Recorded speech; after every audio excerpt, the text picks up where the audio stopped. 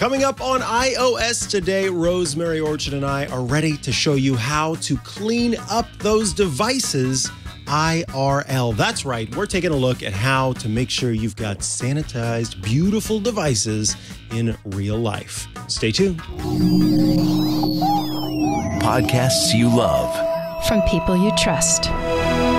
This is Twit. This is iOS Today, episode 642, recorded Tuesday, February 21st, 2023. How to clean your Apple devices, IRL. This episode of iOS Today is brought to you by 8 Sleep. Good sleep is the ultimate game changer, and the pod cover is the ultimate sleep machine.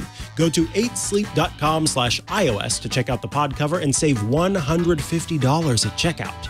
8 Sleep currently ships within the USA, Canada, the UK, select countries in the EU, and Australia. And by CacheFly.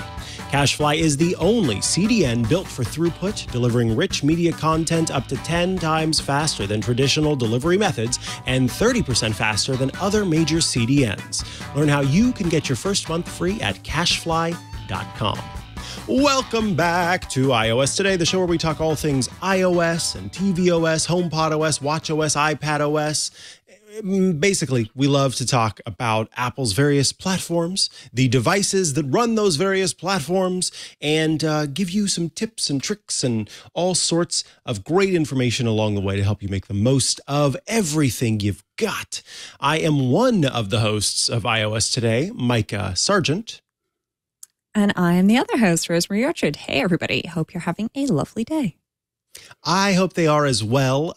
We get this question, I think, either via the show, or I've certainly gotten this question quite a bit. In fact, my former colleague Renee Ritchie used to joke that I was so incredibly pristine about my devices being clean. And so because of that, it kind of led to people reaching out to me. How do you clean this? How do you clean that? What do you do to make sure that this is good to go?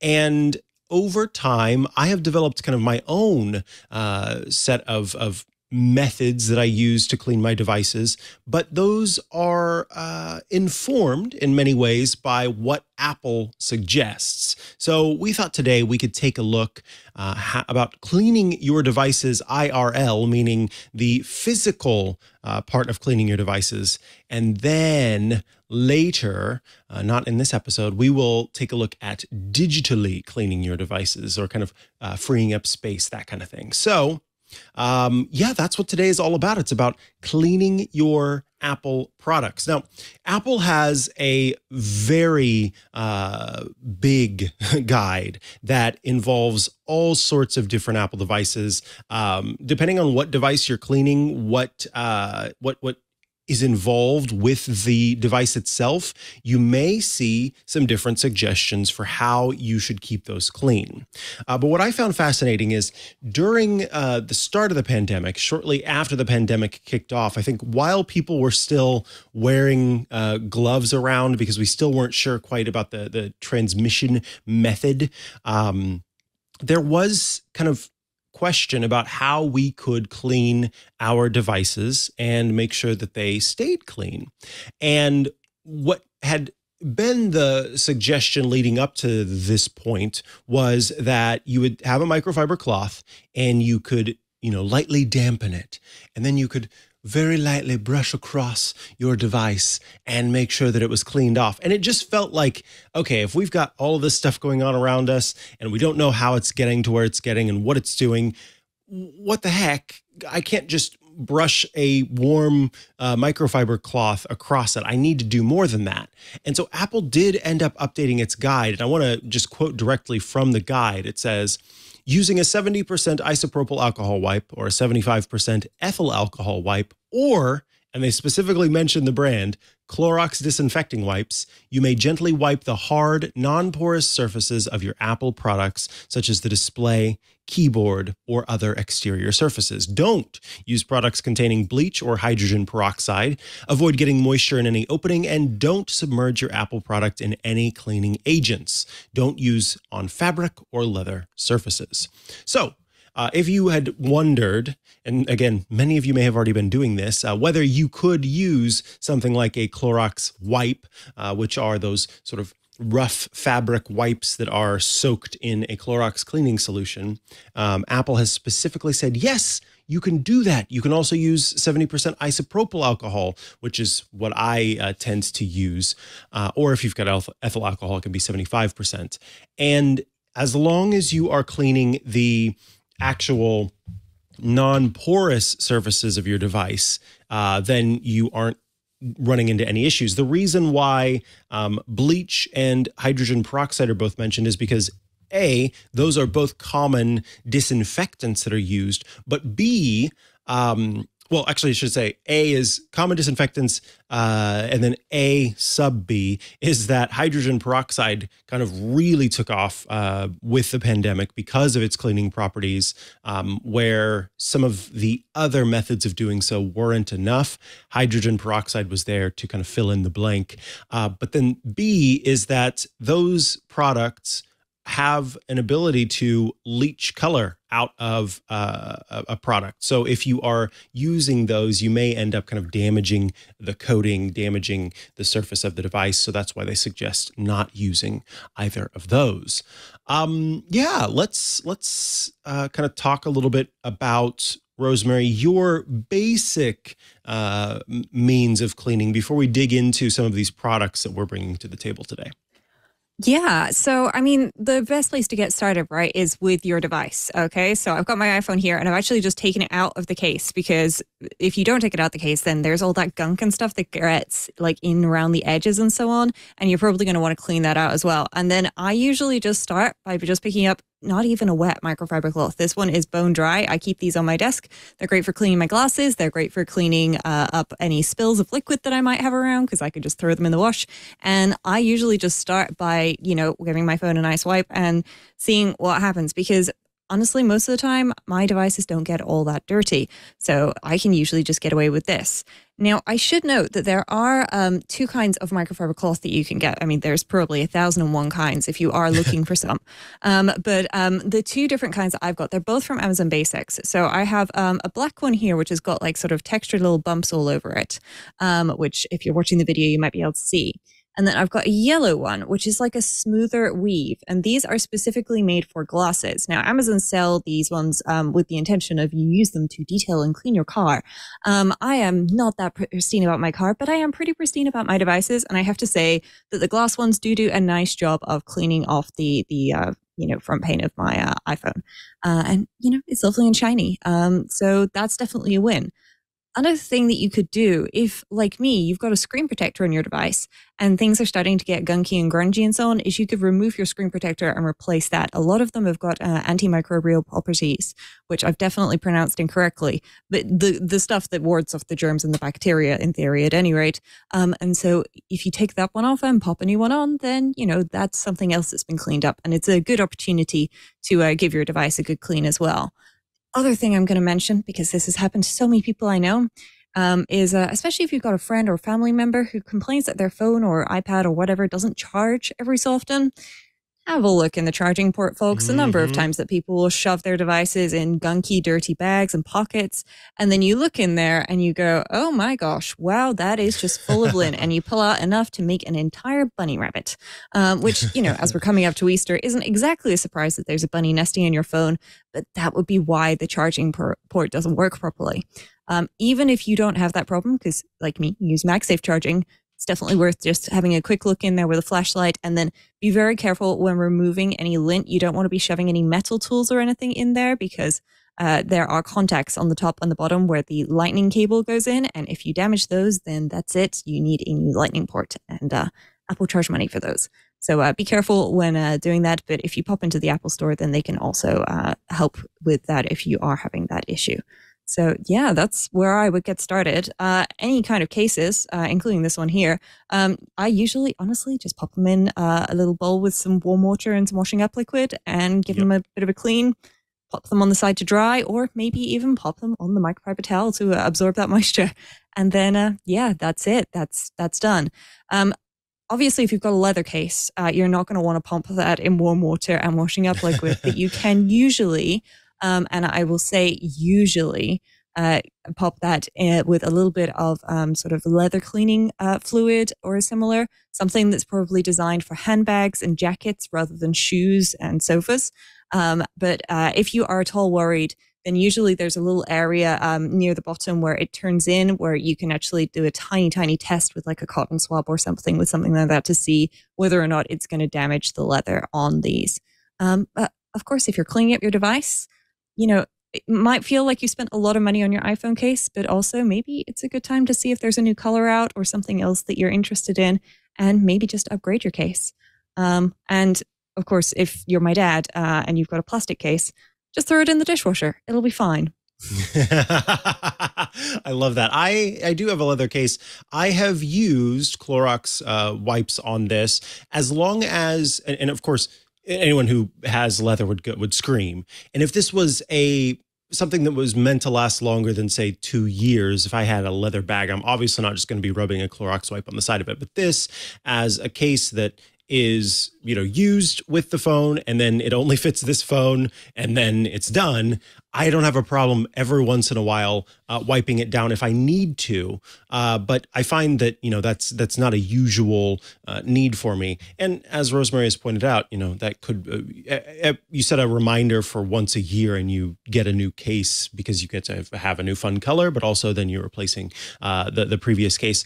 As far as cleaning out the port goes, you can find them on any online site, and I think we'll talk about them even more coming up, but there are what are called hearing aid cleaning kits. And these hearing aid cleaning kits come with lots of different tools that can be used specifically to clean out your hearing aids if you have them. But those tools that are meant to kind of get inside of little spaces and remove debris are actually quite helpful when it comes to getting inside of that port that you are plugging your lightning cable into.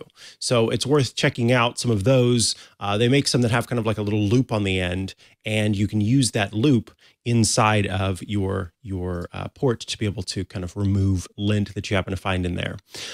Now, those are kind of the basic methods of cleaning your devices. We've got, cleaning wipes, we've got isopropyl alcohol, ethyl alcohol, and even just a simple rub down with a microfiber cleaning cloth.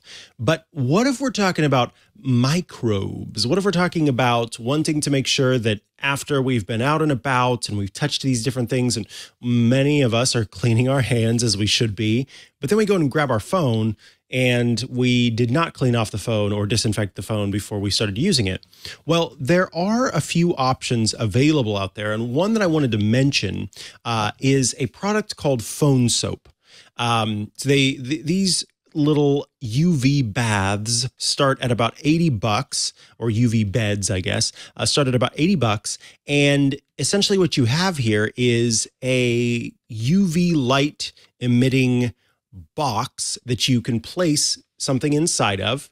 And I'll show, I'm opening it up, and inside at the base of it, there is a UV light. And then at the top, there is a UV light. And the material surrounding the whole thing is metallic, and so it's reflective, which means that when it's closed and those UV lights turn on, it is sending that UV light all over the place inside. And the way that UV works in destroying any baddos that exist on your devices, they go in. UV light is destructive to the base coating that we and other living organisms have.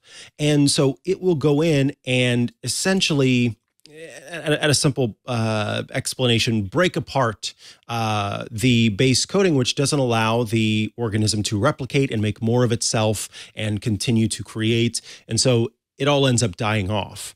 And that is why we as human beings are instructed to wear sunscreen when we go outside, because the same thing happens to us. It goes down into our skin cells and destroys that base coating, which can then lead to our skin cells reproducing irregularly, or even just, damaging our skin in general. So skin cancer and all of those other concerns come up.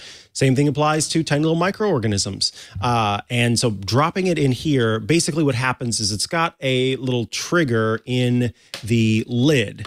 And so when it's plugged in, and you lift it up and you put something in, the moment that you close it back down again, it knows it's closed. Those two UV lights come on and start working. It's got safety mechanisms in place. So if you open it up, then it turns off those lights so that you don't have to worry about that. And what I like about the PhoneSoap is at the end of it, you'll see that there is a sort of opening at the base of, or at the right side of the PhoneSoap case. And that is a spot so that you can plug in and charge your device while it's inside of the UV bath. And then it has a little sort of gasket on the side to keep that UV light from coming out of the side of it. And then on the back, there's a USB-A and USB-C port that you can actually use to plug in your phone or whatever else you have so that it can charge while it's inside.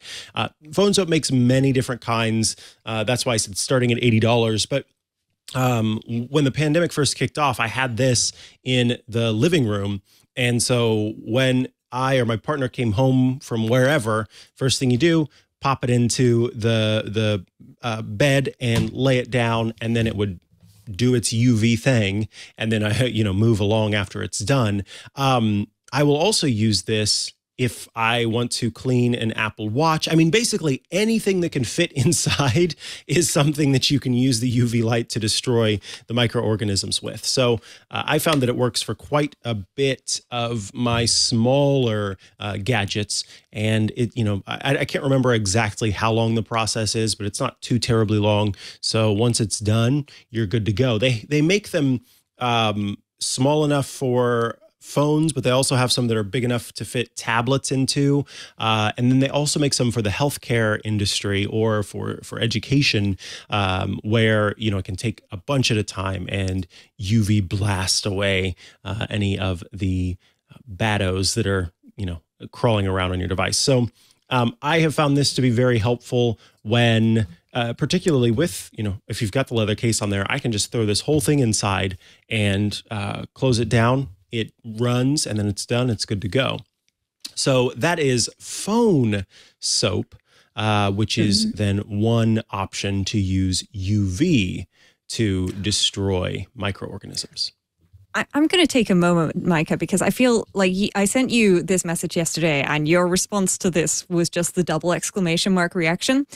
My dishwasher also has a UV cycle option. Now, I'm not suggesting that most folks go out and buy a new dishwasher, especially because, so I have the Bob by Dantech, Daantech. And, they're small countertop dishwashers. They're not necessarily something that everybody wants. But it can be a little worth thinking outside the box if you are replacing another gadget in your home and you would like to be able to clean things with a UV cycle. The only thing I will mention about these is you are going to want to wipe stuff off before you put it in there, because if you've got, for example, something sticky stuck to the front of your phone, it's still going to be stuck on there when it comes out after a UV cycle. So you probably want to wipe that off before you pop anything in there. But it's certainly an option. And I'm pleased to report, Mikah, my dishwasher will fit a 12.9-inch iPad Pro. And I should note the UV cycle does not have water in it. They're separate cycles. But yeah, that's certainly an option. That is a great option. Now, speaking of dishwashers, I have heard from some folks who have made use of their dishwasher, not to clean their phones, but to clean their Apple Watch bands. I will say that I have never used the dishwasher to do this, and I don't necessarily recommend it because a lot of times with dishwasher, you have very high heat that is meant to sanitize the dishes at the end of the cleaning cycle. And the cleaning solution that's being used in a dishwasher is typically chemically very different from the cleaning solution that's used in laundry, because one is attempting to clean dirt and grime out of fabric. That would be, of course, the laundry machine.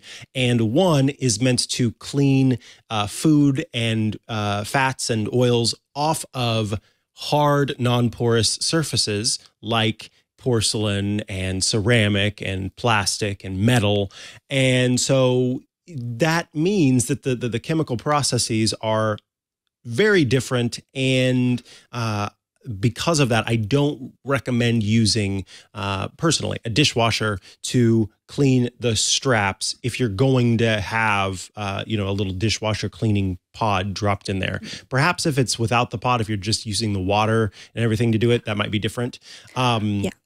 I will say my dad pops his fluoroelastomer type straps in the dishwasher. He puts them on the top shelf with the glasses rather than the bottom shelf with the plates because my parents have a regular style dishwasher instead of a tiny tabletop one like I do. And thus far, he seems to have been fine with those. But my parents actually use what you are about to suggest most of the time instead, Mikah.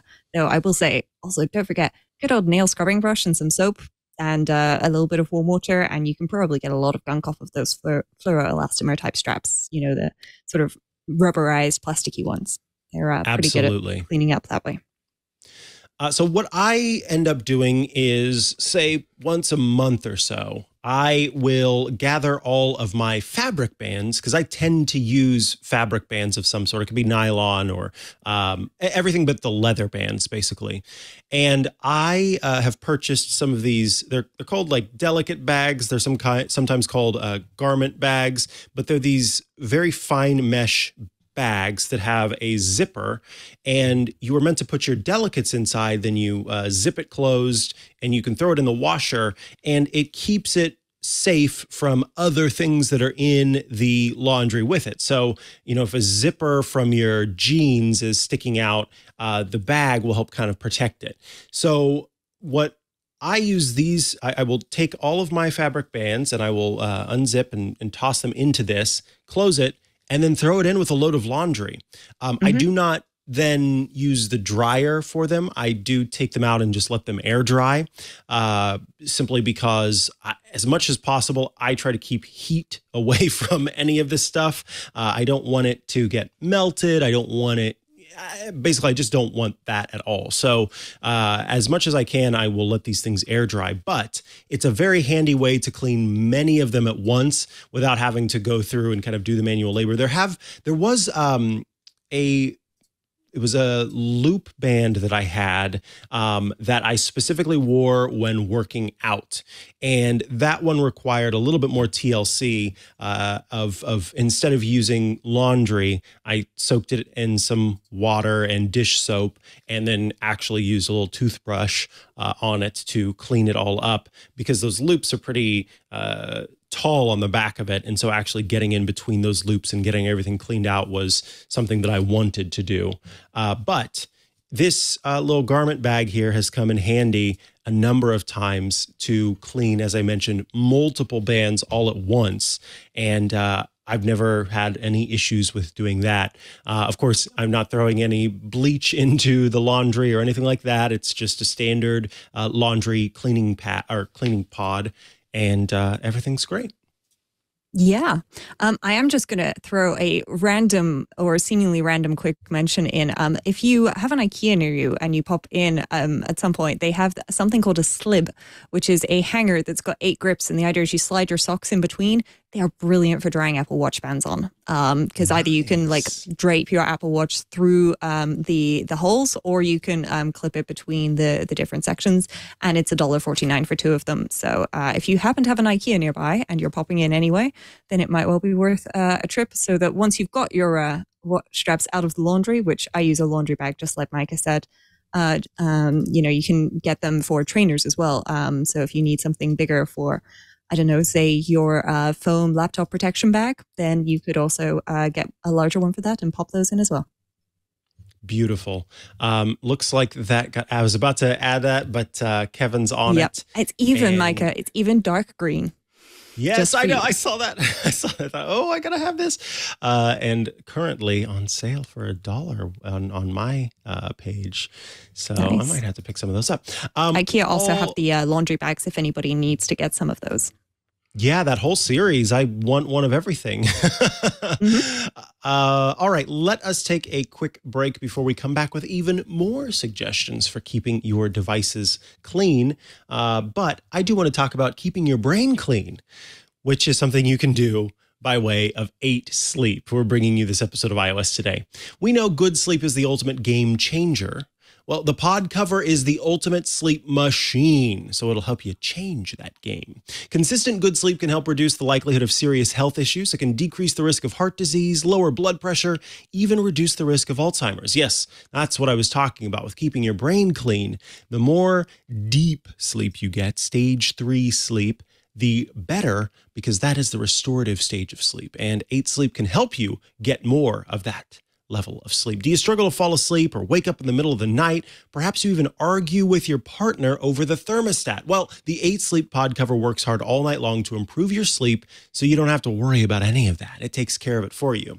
I've mentioned before I had an 8 Sleep pod cover, I would wake up in the middle of the night hot, sweaty, because I'm a person who has to have covers over me. I can't sleep if I don't have covers over me. And so I would choose to have covers over me rather than be more comfortable. And the AC could be blasting. It could be 68 degrees in the room, but I would still get warm underneath the blanket and have to get up in the middle of the night. Well, that is where 8 Sleep has made all the difference for me, because now I can go to sleep and stay asleep, not wake up miserable in the middle of the night. It's magnificent. The pod cover fits on any mattress. That's, I already had a mattress, so all I needed to do was get the cover to put over the top of it. It allows you to adjust the temperature of your sleeping environment, providing the optimal temperature that gets you the best night's sleep. And here's the thing. You don't need to fight with your partner, or, whoever if you happen to sleep with someone else in the bed, you don't have to worry about fighting over the temperature, because it has dual zone temperature control. That means you and your partner can set your sides of the bed to as cool as 55 degrees Fahrenheit or as hot as 110 degrees Fahrenheit. And then this is amazing. I've started to describe it. It's kind of like a parent who's holding their baby in their arms, and you're singing the lullaby, and you start to see the baby fuss a little bit, so you adjust, or you slow down how you're rocking, or you change the song, or you move into a different room. The pod cover is kind of monitoring everything to make sure that the sleep that you have continues to be good throughout the night. It bases it on the biometrics, the environment, the sleep stages. It makes these adjustments to the temperature throughout the night to limit wake-ups and increase your percentage of deep sleep. And in addition to its best-in-class temperature regulation, the pod cover has sensors that also track your health and sleep metrics without the need to use any wearable devices. So it'll go ahead and monitor all of that for you, give you that information, and you don't have to wear a watch on your wrist or a ring on your finger or anything like that. It's just going to give that information because it's paying attention. Better sleep is the health habit that you will love sticking to night after night. Wake up fully energized with the pod cover so you can tackle whatever life throws at you. Go to 8sleep.com/iOS and save $150 at checkout on the pod cover. 8 Sleep currently ships within the USA, Canada, the UK, select countries in the EU, and Australia. That's 8sleep.com/iOS. Thank you, 8 Sleep, for sponsoring this week's episode of iOS Today. All right, folks, with that, it is time to head back to the show. Rosemary, how else are you cleaning your Apple products? Well, the other thing that I do, and this perhaps sounds very, very nerdy, but what I always have with me is I have a much smaller version of a microfiber cloth. It's a glasses cleaning cloth, because there is nothing worse than going to try and take a photo of something and the lens is all blurry. And then you try and wipe it off with your finger and it gets worse, and you try your sleeve and that doesn't work because it's not the right texture, or there's some kind of coating on it or whatever. So I always have a glasses cleaning cloth with me so that I can clean off the lens on the back of my iPhone so that I can take good pictures. And this is also really useful if you need to clean off, for example, the front-facing camera, so that when you're talking to somebody on a video call, there's not some kind of weird smudge all over your face, because that always looks kind of weird. As a bonus, the little glasses cloth, you can also hold it over the top of your phone if there's some glare coming in, so that you can block out some of the sun. So there's a double duty to that. Beautiful. I wanted to give brief mention. I can remember years and years ago now, I went to CES and there was a company there that was talking about, they had actually done some swabs of devices and grew the bacteria that were all over the devices and showed the cultures. And the company was called Whoosh, and Whoosh, WHOOSH, made a cleaning solution for cleaning off the screen. I, to this day, continue to use Whoosh to clean my screens. What I like is that with Whoosh, if you order it online, you're almost always going to get not only just the cleaner itself, but also a nice microfiber cleaning cloth that is bright orange, so it's very hard to lose. And we use those at the studio. I use them personally. And what's great about it is it not only that it works so well to actually clean the screen and kind of polish the screen, but what I liked about it too is it taught me how to properly clean the screen. Because what I used to do is I would spray some cleaner on the screen and then I would wipe it, kind of buff it in circles. And then afterwards, there would always be these kind of marks all over the screen that stayed there. And that was because I wasn't completely removing the oils. The oils were still there because I was going around in circles and just kind of spreading the oils around. So Whoosh, the step-by-step process, they tell you, spray the cleaner onto the microfiber cleaning cloth that you're going to use. And then you kind of wipe down the screen to remove the actual oils off of it, and then afterwards turn it over and polish the screen. That way the oils are removed in the first movement, and then in the second one, it gets a nice polish and shine. So I have to give credit where credit is due on teaching me the better way of actually cleaning off my screen and keeping it clean. And I just, it's so nice seeing that nice, bright, shiny screen after you have done that. There's one more mention that I want to make, and then we'll go to Rosemary for the remaining tips that she has. Again, this is one of those situations where I'm not going to mention a specific brand. There are so many different options out there. But if you look up like Bluetooth headphone cleaner, you're going to see dozens of different options. But essentially, what you get is a little tool that has multiple attachments, or in some cases, it's one attachment that has multiple kind of sides to it. So I have a little, this one was specifically called an AirPod cleaning tool. And you'll see that it's a little kind of white cylinder. And on one side is this very long microfiber brush. And this brush you actually would take and put down inside of your AirPods case, and then you can clean out the inside of the case. So all of the debris that gets inside of the case that gets on the charging spots that are down within the case, you can clean those out very easily. And then on the other side of this tool, you have what almost looks like a fountain pen nib. That is for using to scrape inside of the part of the AirPod or whatever Bluetooth headphone you have that goes into your ear. This tool is very good for cleaning inside of there. And then along the base of that nib, there is a little fine brush that you can just kind of use to swipe away any debris that might be on your case or on the Bluetooth headphones themselves. And then it just has a nice little lid to close it all up and, move around with it. So good to keep in a bag or nearby any Bluetooth headphones that you have. And I just like that it's kind of an all-in-one device that will make sure that everything you've got is nice and clean. Yeah, that's that for me. Rosemary, tell us what you've got left as far as tips go. Well, I've got a few little ones. So one piece of advice is don't forget the good old toothpick.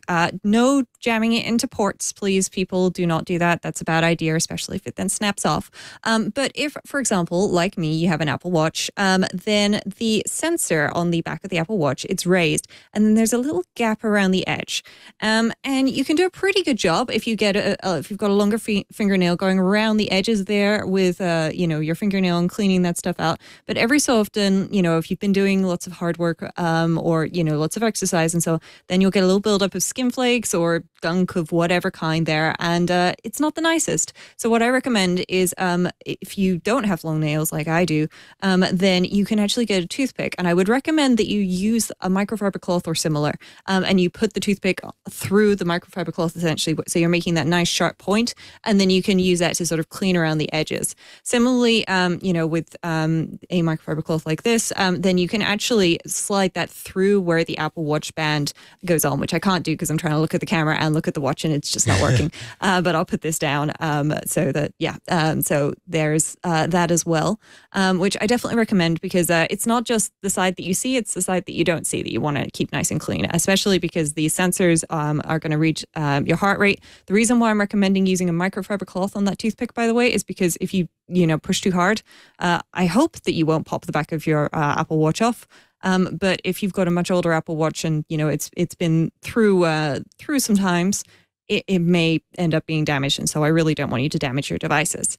The other thing I'm going to say is if you've got an iPad and it's got an Apple case with that sort of fuzzy lining, or a non-Apple case with a slightly sort of fuzzy microfiberish lining. And you'll know because when you open your iPad case, there'll be like a line or two where the creases are or something like that, so that like it's a little sort of smeary-ish, but still kind of clean in some places. If you've got one of those and you've got lint on the inside of those cases, you can spend hours sitting there trying to like pick these little bits of lint out, and they will drive you absolutely insane.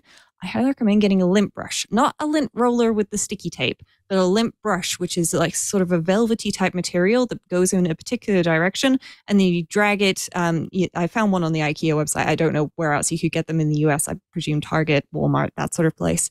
You drag it in the direction of the arrow, and it will do a great job of picking up things like pet hair, little bits of fluff, human hair, that sort of thing. They are really good, and they work brilliantly on the inside of the iPad case that's picked up all of that little bits of dust and fluff and so on. Then you definitely can't put those through the washing machine, I'm afraid. So that's an alternative for you. And basically, don't forget to use this as an opportunity to go through, check for updates on your devices, make sure your Apple TV remote is charged if you haven't charged it in a really long time, or maybe if you've got a really old one, it's time to replace the batteries in that. But it's a good opportunity to do some spring cleaning. And if you do stumble across any devices that you don't need anymore, then don't forget you can trade them in or recycle them at the Apple Store as well if they're Apple devices. Nice. Anything else that you want to share? I mean, we will, of course, link to the huge guide from Apple that talks about how to clean your devices. And what's great about that guide is that it has options for all of the different devices and tells you everything you need to know about each and every one of them. Yeah, the only thing I will say as well, if you're cleaning your Apple Pencil, do yourself a favor and make sure the nib's properly screwed on, because if it isn't, you're going to get weird skips and jumps and all sorts of oddness with your Apple Pencil. And you may also, of course, lose the nib. So if you're cleaning your Apple Pencil, or even if you're not cleaning your Apple Pencil and you've got an Apple Pencil, make sure that nib's screwed on properly. Nice. That is a very good tip for sure. All right. I believe it is time for us to move on to talk about the news. Up first, what you need to know about iPhone SOS and what it means when your carrier information disappears. Yes, there is an issue going on with T-Mobile in particular, and it is something that can be addressed using the proper settings whenever you have an outage. I guess, the good thing about this is while it is happening with T-Mobile users, you can take care of it with any other user as well. Yes, yeah, exactly. So if, for example, your carrier has an outage like T-Mobile recently has done, then you might find that all of your network carrier settings, the bars in the top, disappear and it gets replaced with the emergency SOS. Or it might just be that you are sitting in the middle of an airport waiting for somebody to give you a stand to part the plane at, and the pilot said you can turn your phone back on, and it turns out there's no cell towers, so you've just got emergency SOS for a while. If you see emergency SOS popping up, then you can go through. Apple has a guide, but essentially you'll need to go into the settings and cellular section and make sure that cellular is turned on. If it's off, then turn it on, and make sure you've got service, and check for carrier updates, which you can do under settings, general about. If that still doesn't work, give it a little while. Networks are finicky. If that really doesn't work, then I would suggest trying to reset your network settings or head to the Apple Store where they can give you some more guidance on that. Apple's remote support, of course, also has an option, but you may struggle to use it if you don't have a connection. Beautiful. Up next in the news, Apple is expanding communication safety in messages so that this will actually come to a few more countries. You may have heard about this original feature that came at the end of 2021. It basically... There's a lot that's involved. Communication safety is a way for a parent to kind of help keep their children safe, or I should say, parent and guardian kind of situation, parent or guardian kind of situation. And essentially what happens is iOS can determine if a photo that has been sent to them is a sensitive photo, as Apple puts it, naked photos and videos that show private body parts that are usually covered by underwear or bathing suits. And then what happens is you may get the photo, but it is blurred out and it says that it's sensitive. And then it also says, it pops up and says, hey, this photo could be sensitive. Are you sure you want to view it? If you say, yes, I'd like to, well, then you have the option to either view the photo itself, message a grown-up, or choose not to view it. So there are some kind of stops in place to help keep someone safe and protected from seeing things that they may not want to see. It will be rolling out to the Netherlands, to Belgium, to Brazil, to Japan, and 2 more countries outside of Europe. It is already available in the US, the UK, Canada, France, Germany, Australia, and New Zealand. Yeah. And you can control this through the screen time feature on iPhone and iPad. So if you are a parent and you've got a child in your family and you want to check what those settings are, then on your device, not on the child's device, then if you go to settings and screen time, then you can see whether or not iPhone message safety is, or under iPhone messages, you'll see communication safety, so that you can check to make sure whether or not that is on or off as is appropriate for your child. All right, up next in the news, the Apple Store app, so not the App Store, but the Apple Store app, which lets you go and browse for Apple products. And that's the app that you use if you've ever pre-ordered an iPhone. You've used that app to do so. There are some improvements. How has the app been improved, Rosemary? Well, it's one of those bug fixes and improvements releases, isn't it, Mikah, where nobody's officially said exactly what it is that's been improved, but I've seen a couple of different reports saying that it has improved the information that is available to you locally about different stores, which I have to say, having been in Germany recently and having had to switch my Apple Store app to Germany, which then meant it was in German to find the information about the local Apple Store and use the checkout system there. It would be nice if that rolled out so that I could just use it internationally. But yes, it seems that they are, just trying to make it a little better, and we will find out hopefully in due course exactly what's going on. But there are some new saved item lists. So you can now create a list of saved items and share that with friends and family members, which I'm guessing is Apple's wish list approach. Yeah, absolutely. And then this is exciting, I think. There's been some kind of slowdown on Apple Car Key. Car Key is this feature that basically lets you use your phone as the way to get into your car. And so because outside of certain specific BMW cars, there hasn't really been any other availability of Car Key. 9to5Mac says they're seeing something that they feel might be indication that the company is going to be, quote, ramping up the speed of Car Key adoption. There is now what's called a Car Keys Tests app on the App Store. It is, of course, only available if you access it via direct link. And it's not just for the average person. It's actually meant for car manufacturers who are hoping to test Apple's Car Key feature for their vehicles. So this is kind of, they've got to go through a certification process. They've got to figure out how it will work whenever they are using their specific car model. And so this will help them test out that functionality, and perhaps that means that it'll roll out to more cars overall, which is great, I think. Yeah, I would really love to have it on my car, Mikah. The good news is, though, folks, because I know some of you are going to want to go and download the app and see what it does. I've downloaded the app. If you're watching the video, you can see it on my screen. This is all I can do. If I try to log in, then it will tell me that I do not have enough permissions because I need an Apple ID that's been enrolled into the systems that they are using to actually test this out. So if anybody from Renault and Apple wants to get in touch, I've got a Clio. I'd love to try the Car Key integration. If that's a thing, sure, go for it. But other than that, wouldn't bother downloading the app, folks. It's not worth it. All right. And then one last bit of news.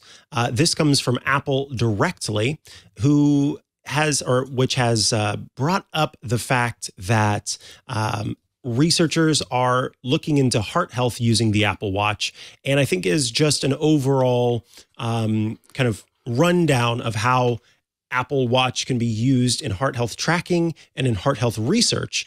There's now what's called the Investigator Support Program. So what Apple does is it'll provide these researchers with Apple Watch devices, and then they are able to use those to track heart rate and ECG measurements and all sorts of stuff using the Apple Watch as an easy way of tracking these, because leading up to this, you'd have to have special monitors that you would, wear multiple days in a week. It is kind of a cumbersome process before this. And I like that now Apple is kind of trying to simplify even further the process to test out different heart stuff. Yeah, exactly. And it's one of those things where Apple semi-frequently publishes articles about, how they're doing various integrations with various health studies and so on. And they've got a whole bunch of doctors and folks working directly at Apple and also on partnership programs with them to get this data and make the most of it. And so it's nice when they give us a little view behind the curtain and see where this is going and what this is doing. Obviously, there's a whole bunch of information we don't see. Hopefully some of this is tied to some cool new features that will be coming in the future. Sometimes maybe it's just good old-fashioned research. But this is a nice reminder that the Apple Watch is also being used as part of these health studies, which you can sign up for in the health app if you are in an eligible region and target group. So that means it's time to tell you about CacheFly, who are bringing you this episode of iOS Today. You know it because you probably are the customer who won't hang around for content to load. So, you got to make sure that your systems are up and ready to go as well. You don't want to give anyone a reason to leave. You can dramatically increase your sites and apps speed over long distances for global audiences with CacheFly. I mean, hey, it's what we use here at Twit. With more than 3,500 clients in more than 80 countries around the world, organizations like Twit consistently use CacheFly for scalability, reliability, unrivaled performance. Some markets are more challenging than others, and content delivery costs vary drastically. So you want to partner with a CDN that knows what it takes to deliver content fast in global markets and is honest about the costs to get you there. Scale your content delivery in these emerging markets. There's South and Central America, which are predicted to be a significant emerging market in gaming and entertainment over the next 5 years. CacheFly has committed to navigating the complex government attitudes, the tariffs, the laws, to understand how how this market operates. IP traffic in the Asia Pacific is growing year over year by 25%, and Australia is no exception. Owing to a lack of early investment in the region, many network operators struggle to cover the entire Australian continent. This isn't a problem for CashFly. And India is a market that also cannot be ignored. With one of the world's fastest growing consumer economies, mobile content consumption, and many business operations tied to the West. By providing edge-optimized content tailored to the mobile market and dedicated transfer and caching solutions, CashFly has your needs covered in the Indian market. You can reach your audience anywhere in the world with CashFly's 50-plus locations across the globe. You're going to get ultra-low latency video streaming that delivers video to more than 1 million concurrent users, lightning-fast gaming, which delivers downloads faster with zero lag, glitches, or outages, mobile content optimization that offers automatic and simple image optimization so your site loads faster on any device.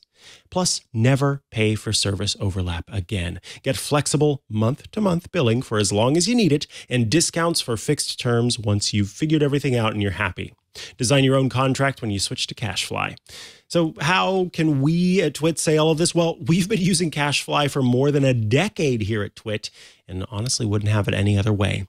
Building trusted CDN relationships since 1999, CashFly continues to hold the track record for high-performing, ultra-reliable content delivery. CashFly is the only CDN built for throughput, delivering rich media content up to 10 times faster than traditional delivery methods and 30% faster than any other major CDNs. Learn how you can get your first month free at cashfly.com.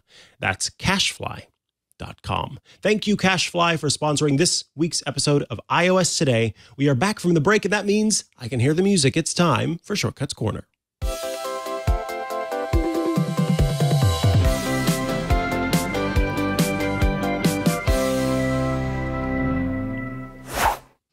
Welcome back to Shortcuts Corner, the part of the show where you write in with your shortcuts requests, and Rosemary Orchard, the shortcuts expert, provides a response. The first Shortcuts Corner request comes from Doug, who writes, I'm trying to set a Boolean value in my data jar database, and it doesn't appear to let me.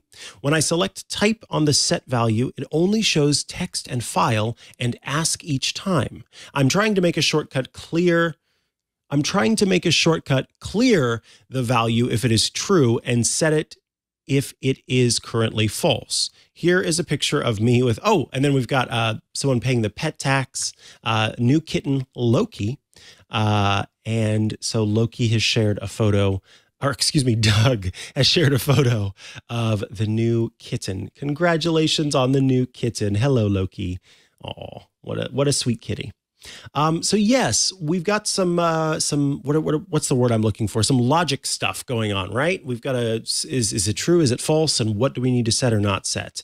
What is your recommendation, Rosemary?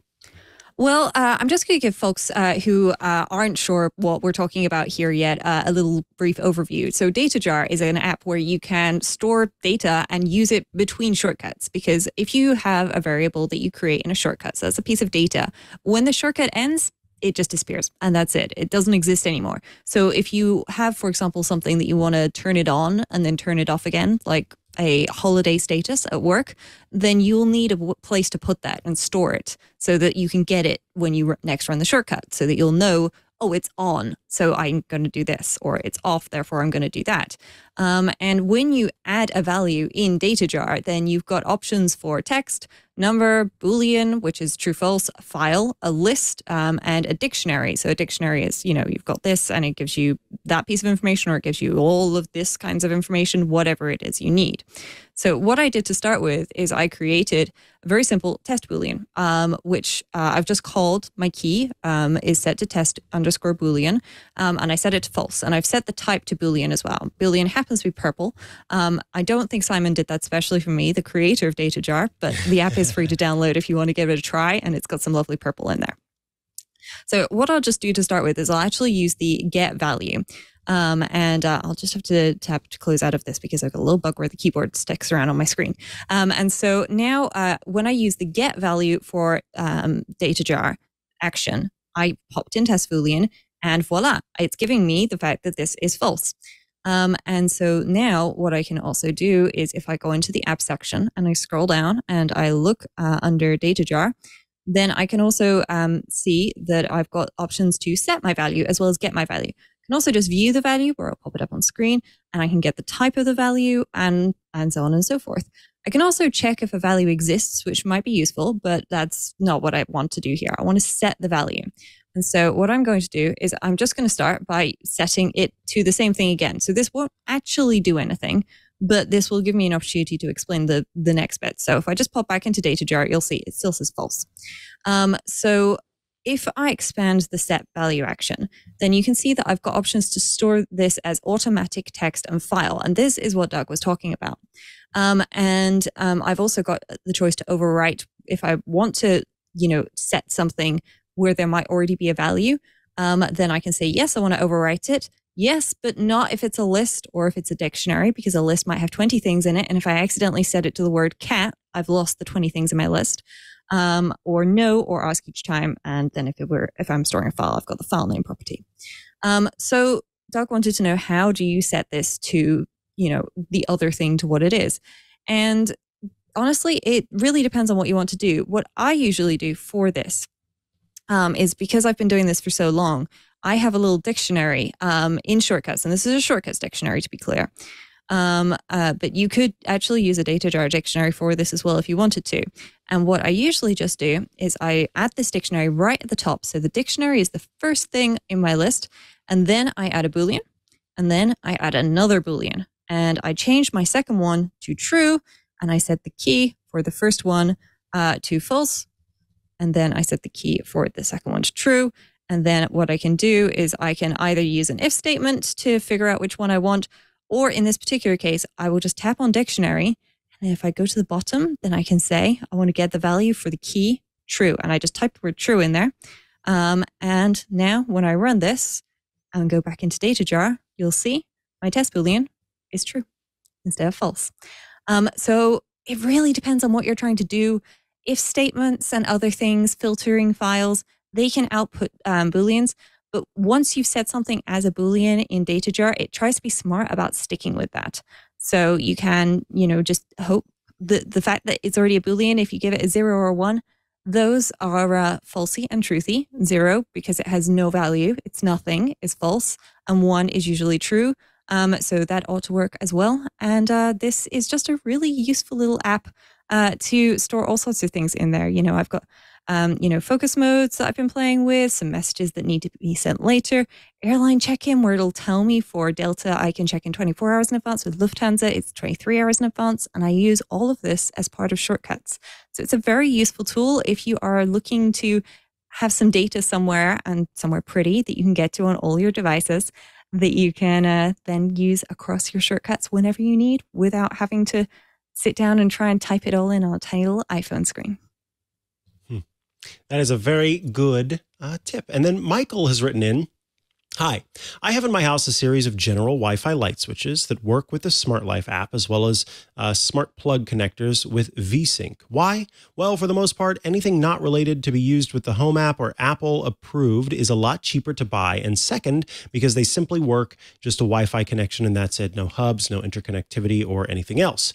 My question is, while I know these that I already have will most probably not be upgraded to use Matter, in the event I make future purchases of Matter devices not approved by Apple, would I still need an Apple TV or HomePod as a hub to make it work with the Home app?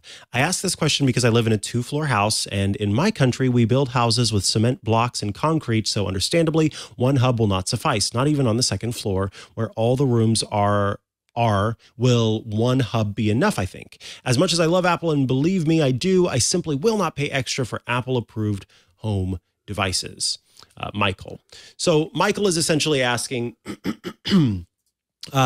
when Matter devices are rolled out, if they aren't also HomeKit enabled, or as the modern badge shows, works with Apple HomeKit, in order to be able to use those with the Home app, is Michael still going to need to have some sort of hub?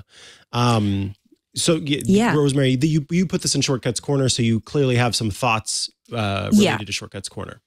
Yes, yeah, I do. And there is one thing I would like to mention, that the Smart Life app does actually support shortcuts. So you can actually do some of this stuff through shortcuts. That's the good news. The bad news that I've got for you is Smart Life is also known as a brand called Toya.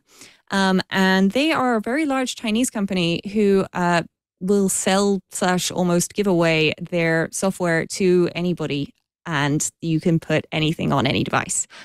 So there are a whole lot of Toya devices out there, and the guarantee of them working consistently between one seemingly identical light switch and the next, because the brand on the box is slightly different, is unfortunately very low. That said, as this is working for you, I'm very pleased to hear that, and I'm going to cross my fingers that everything continues to work that way. But essentially, the question that you've got is, do you need multiple Apple HomeKit hubs? To which the answer is no. If your devices are connected to the network through something, okay, so that could be Wi-Fi, it could be Thread, it could be Zigbee, Z-Wave, whatever. Providing they're connected to a network, and then that network connects into your HomeKit hub, you're going to be good to go. So the Apple TV is a Matter hub. So depending on what protocol the various devices use, so say, for example, you were looking to buy a nano leaf light bulb. Okay, the new nano leaf light bulbs are thread-based. Well, if that is within thread distance from your Apple TV, or it's within distance of another thread border router, so that those can, help pass along and extend the chain, then you'll be good to go. So you are probably going to be just fine with one Apple TV.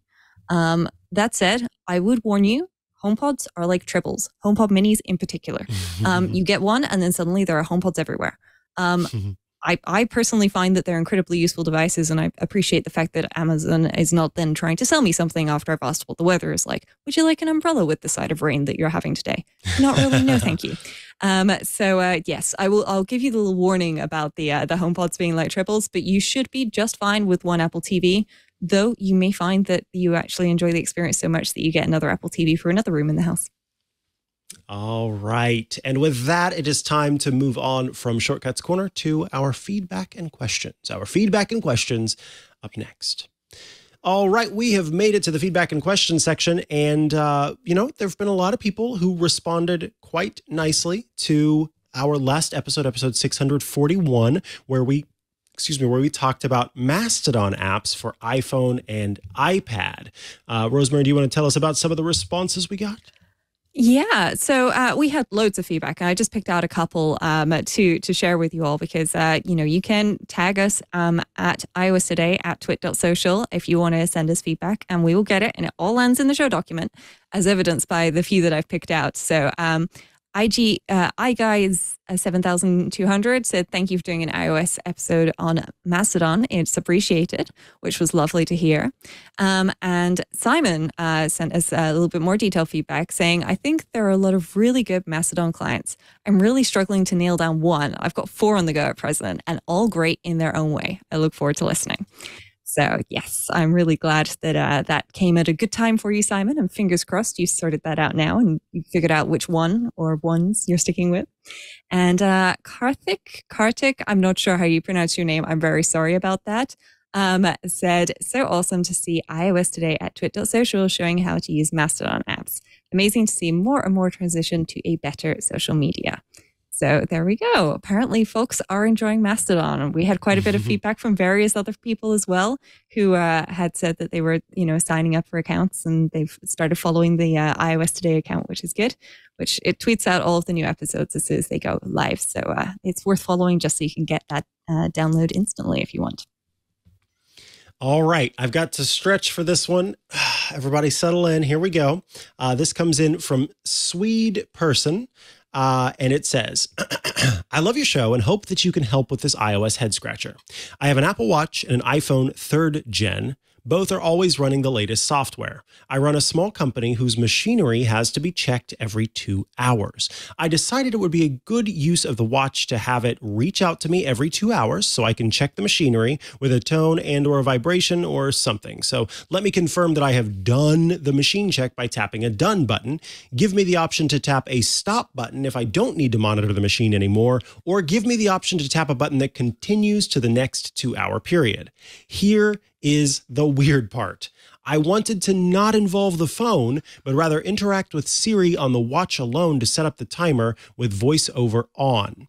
I don't remember exactly what I said to Siri, but she produced exactly what I wanted. By sheer dumb luck, Siri said okay and created exactly what I wanted. A graphical screen that, after alerting me, had a done button in the center and a stop button on the lower left corner and a button on the lower right corner that let me continue to the next.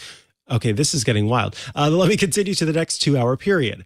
VoiceOver lets me find and tap the right buttons, although the screen is kind of pretty.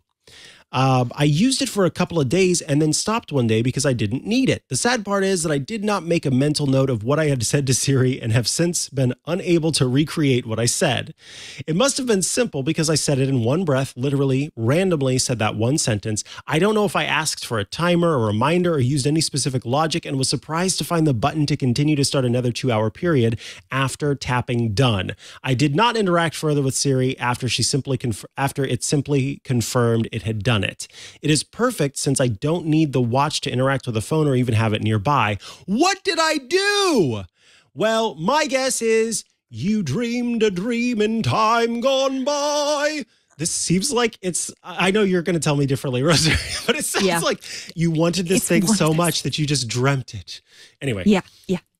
It's one of those things. You try something and it works and it's brilliant, and then you've got no idea how you did it. Absolutely not at all. Every so often I'll fold a t-shirt and it'll be beautiful, and I will try to fold the next t-shirt the exact same way and it just won't work for whatever reason. And I'm assuming that this is a similar thing, but I've got really, really good news, and that is I know exactly what you did. And that is that you set a timer. So I've got my Apple Watch showing up on my phone so that folks can actually see it instead of me trying to wave it at the camera. And I'm going to use the crown to do this instead of accidentally potentially triggering a number of HomePods, and say, set a 5-second timer. Obviously, your timer will want to be 2 hours or so. It's doing things a little weirdly because I was a little too far away, so I'll just try that again. Set a 5-second timer. Okay, and Siri is misunderstanding me for whatever reason. Set a 5-second timer. There we go. That's better. So now if I tap on this, then this is the bit that you want. Once you've tapped on it, you've got that screen, right? Okay, so it shows that it's done. My watch is vibrating. If you've turned on a prominent haptics, then you'll feel that even more. Down in the bottom left, I can say I'm done for good. And then in the bottom right, I can restart it. And look, there's my timer going again. I could pause it if I wanted to or cancel it. Now, I've deliberately only set it for 5 seconds for more dramatic effect. But the other thing that you can do is you can name your timers when you set them, because the Apple Watch supports having multiple timers. So you can actually say, set a 2-hour machine check timer. And then when your timer goes off, if you tap on it, then you'll get that interface up on your watch just like you had before. And there it is. The other thing you can do is you can just open the timer app. You could have the timer app saved into the dock. You can control that in the settings on your phone, or you can add a complication to your watch face for that. Or you could go super nerdy and add a special complication from Shortcuts, which actually turns on a 2-hour timer for you when you tap it, and then voila, you'll be ready to go. So hopefully this answers your question. I really, really, really hope that that's the screen you saw. But if not, write back in and let us know. And if it is, feel free to write in and let us know that we got it right. I've got some screenshots that we might be able to include in the show notes of what the watch face looks like as well. So if anybody's not watching the video, then you can hopefully check out those apps. And I found the Apple support docs as well. Nice. Oh my goodness. So it just was the way that the timer app is made. And here I thought it was a little more complicated than that. Good to know. All right. With that, it is time to put hats atop our heads and honor our app caps. Play that music.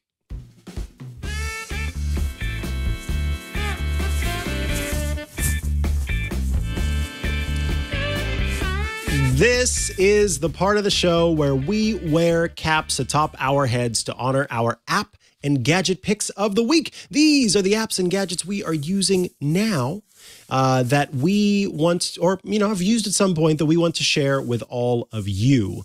So, Rosemary Orchard, tell us about the cap atop your head, and then tell us about your app or gadget pick of the week. All right. Well, the hat atop my head is definitely not a cap. I'm going to crouch down a second. So if you're watching the video, you can actually see it. It's a piranha. So I tried putting it on with the eyes front and it looked a little weird, but maybe I'll try that again in the future and use this as another app cap. But yeah, I've got a gray fish with sharp pointy teeth, fortunately made of like some sort of soft felty stuff on my head, and it's utterly ridiculous because it has massive googly sort of eyes which are on the wrong side to where my hand is, but there we go. And they've even got little plastic pupils in the middle, and yeah, it's a new hat. I'm very, very happy with it because it's completely ridiculous, which is just what I wanted for this show. But speaking of new things, I have got a gadget pick for you folks this week. So we were talking earlier about, it might be a good idea to get a new phone case for your device if you've had yours for a while. And I did just that recently. And I picked up this. So this is the Taurus 3-in-1 magnetic iPhone 14 Pro stand case. So this is a MagSafe case, and it's got that ring in the middle that most of you are probably familiar with now. But that ring folds out and down. So if I pop my phone into this, which I can do, then I can actually just stand it on my hand and voila, I have a stand built into my phone case. I can hold my phone using that stand and I can adjust it at various angles. And I should note that this is quite a stiff hinge, not in a bad way, in a good way. It's not going to just sort of suddenly snap shut at some point, which means that this is really nice for, I want to have a stand with me so I can prop my phone up better to take photos or things like that, or just so I can put it on the side in the kitchen while I'm cooking so that I get messages, I see them as they come in. And this metal ring, you might think, oh no, that doesn't support MagSafe. Well, I'm just going to unplug the MagSafe charger on my desk because otherwise I'm going to destroy my desk trying to show this off. But look at this, voila. And now, if this were still plugged in, it would actually be charging because this works on charge as well. And of course, my favorite part of this is the purple one. It's a little difficult to see with the lighting that I've got here. It also comes in black, and there is another version as well, which is a sort of clear and white option. But I have to say, I'm really enjoying this case. It's got all of these, angles that I can use to prop my phone up. And, it was time for a new phone case anyway. I had damaged my Apple Clear one quite a bit because I drop my phone every so often. And apparently it was one hit too many and the bottom corner went. So I had to pick up a new one.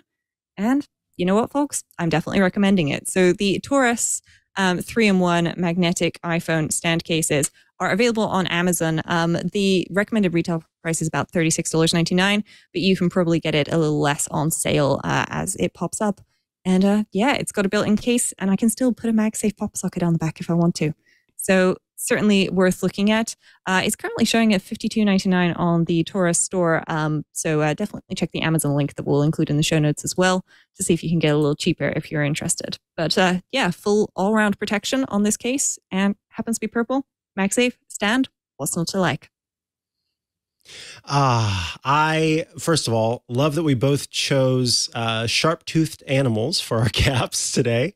And that is a very fancy case/stand. All right. I am wearing a tiger atop my head, whose eyes are so small that it doesn't lead me to want to sing that song. Everybody knows the song I'm talking about. But the app I want to talk about today is one that I have actually talked about in the past, but it's such a good little app that I had to bring it up again. It's Little Alchemy 2. Yes, as somebody in the chat just said, great. That is how I'm feeling. And I have had my Frosted Flakes this morning, so I'm ready to take on the day. Anyway, Little Alchemy 2 is kind of a little fidget game where your job or your goal is to create new items out of the items that you have available. So here on the left side is kind of your toolbox, the area where you are trying to create items. And the area on the right is everything that I have created thus far. So over time, I was able to create acid rain. I was able to create an airplane. I was able to create a car, a beehive. And I did that by taking an item, placing it on the tool box, or rather the workshop side of the screen, and then dragging and dropping to try to combine. So you can see here that I've taken castle and I'm kind of trying to drop it on different items that are there. I could, for example, take charcoal and see what happens if I try to add that to a computer or to air or to fence. Nothing really seems to be happening. So let me see if I can't think of something that is actually real. So let me tap and hold on computer mouse. And that way we can see how it was that I made this. I took animal and added a computer to it, and that made computer mouse. There's one more combination that can lead to a computer mouse, and I think I have an idea. So I've got computer mouse here, and down near the bottom, I know I have the word tool. And I'm going to see what happens if I take a computer and I drop a tool on top. So that is not how you make computer mouse. I was hoping that would be the way to do it. Let me start putting the watch on different ideas here and see if I can't come up with something. Because I've made time with the watch, so nothing seems to be working there. I would imagine that if you drop... Okay, so before I took thought and I added water, and that made... I don't see where that is, but some sort of water-like substance. I think that may have been pressure or erosion. Oh, it was liquid. Liquid. And if I take some of these items, I'm not getting anything really.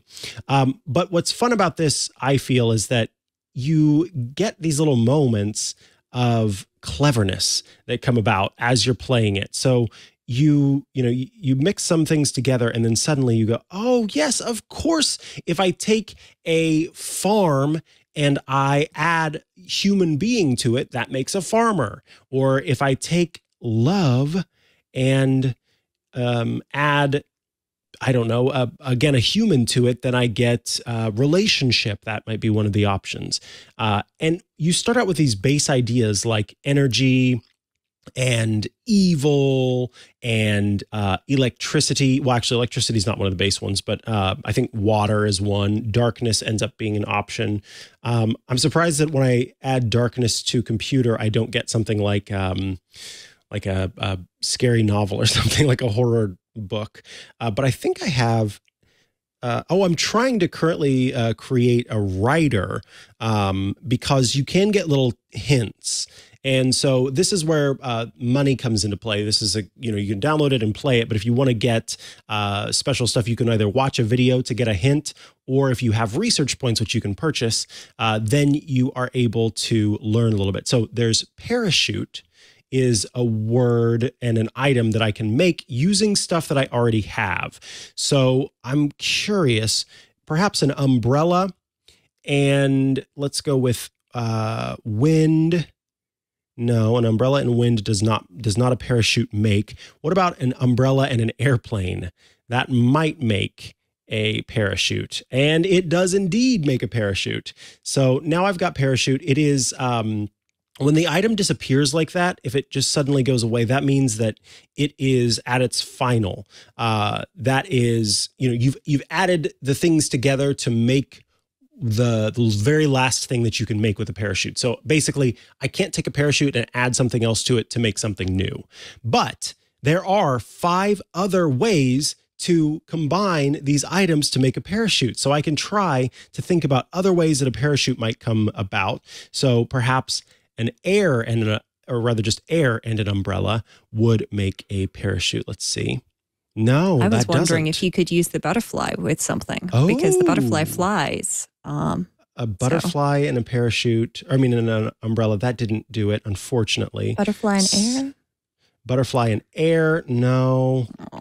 Yeah, yeah, exactly. Absolutely worth a try. So I find this a lot of fun, just trying to think of different things. And then what I love is how over time you get these little ideas that come about and you go, oh, that's so clever. I never would have thought of adding those two together to make something.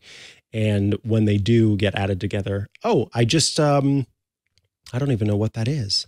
I just made something new. I made motion, which I took by combining wind and philosophy. Well, now maybe if you put the wind in motion, you'll get a tornado. Yeah, that may very well do it. So that was motion, and I'll go and find wind. And whoops, where did you go, wind? Though, yeah, it does. So apparently I've already made that before, and that is what made the tornado. So you get the idea. This is so much fun, just as a little app that you can play around with. There's lots you can do for free if you want to pay extra to get some hints, or as I mentioned, to be able to access. I guess I didn't mention that. There's also a special myths and monsters section that has things like evil, good, immortality, monster, and 110 total items that you can add to your ability. So you see, I've made Thor, for example. I think I took a hammer and added lightning to it, and that made Thor. So it's a lot of fun, and it's just a delightful little game that you can sort of noodle away at in your spare time. With that, we have reached the end of this episode of iOS Today. All that's left is to say thank you for tuning in, of course. I hope that you got some great inspiration or some great instruction for cleaning the devices you have. We'd love to hear about your cleaning stories. You can email us, iostoday@twit.tv.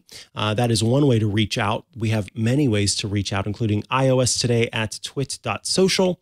And Twitter. I mean, we try to get all of the feedback, all of the questions from all over the place, but any of those will work for us. If you'd like to tune in and watch the show as we record it live, you just go to twit.tv/live. There, you can watch on YouTube Live, on I'm trying to think of the other place, Twitch. We're in a bunch of different places streaming live, but the best way we think to get the show is by getting the final version, which you can do by going to twit.tv/iOS. There, you will be able to subscribe to the show or follow the show, depending on which service you're using. And you can click to subscribe to audio or video. We are on Google Podcasts, Apple Podcasts, Spotify, YouTube. We try to be in all the places so that you're able to get the show. And we'd love to have you subscribe. If you would like to get every single one of our Twitch shows, including this one, ad-free, well, there is a way to do that. It's called Club Twit. Starting at $7 a month or $84 a year, you can join the club. When you do, you get every single Twitch show with no ads. You get your own little feeds that you add to your podcast app of choice. And then there, it'll download every week with the ad-free version because you are, in effect, the supporter of the show. You also get access to the Twit Plus bonus feed that has extra content you won't find anywhere else, including behind the scenes stuff. Different events that we hold and host are there as well. So you can always go back to them. If there's some event that took place that you really like, then you can check it out in the Twit Plus bonus feed, as well as access to the members-only Discord server. That is a place where you can go to chat with your fellow Club Twit members and also those of us here at Twit. That's another place where you can leave your questions and feedback. And again, that all starts at $7 a month. I say starts at because you can choose, if you'd like, to pay more. We had some folks who said, hey, this continues to become more and more valuable. Can we pay you more than just $7 a month? And we said, oh yeah, that's great. And made that feature available. So if you'd like, do that because you will continue to get even more value. You get access to some other shows, including the Untitled Linux Show, which is, as you might imagine, a show all about Linux. You get access to Paul Thurrott's Hands on Windows show. It's a short format show that covers Windows tips and tricks. And my show, Hands on Mac, which is also a short format show that instead covers Apple tips and tricks. All of those are available as part of your Club Twit subscription. So please check that out as well. Rosemary Orchard, if folks want to follow you online and check out all the great work you're doing, where should they go to do so?